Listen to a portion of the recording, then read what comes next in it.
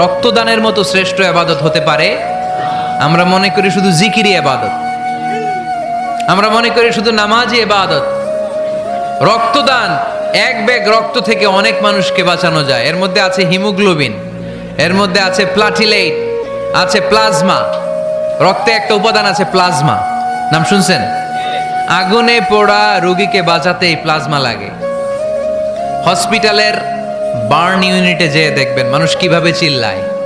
নুসরাত নামে একটা মেয়ে মারা গেল না, এক বদমাইশের কবলে পড়ে মারা গেল না?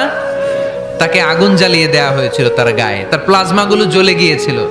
আগুনে পোড়া রোগীর যে কি কষ্ট, একটু দেখার জন্য হসপিটালের বার্ন ইউনিটে যাবেন, দেখবেন যে কি কষ্টে আছে তারা। এই প্লাজমাগুলোকে অনেক সেন্টিগ্রেড তাপমাত্রা নামিয়ে ঠান্ডা করে দেহে পুশ করা হয়। আপনার এক ব্যাগ রক্ত থেকে প্লাজমা আলাদা করা হবে, প্লেটলেটস আলাদা করা হবে, হিমোগ্লোবিন আলাদা করা হবে, শ্বেতকণিকা, লোহিত কণিকা আলাদা করে অনেকগুলো মানুষ বেঁচে যাবে।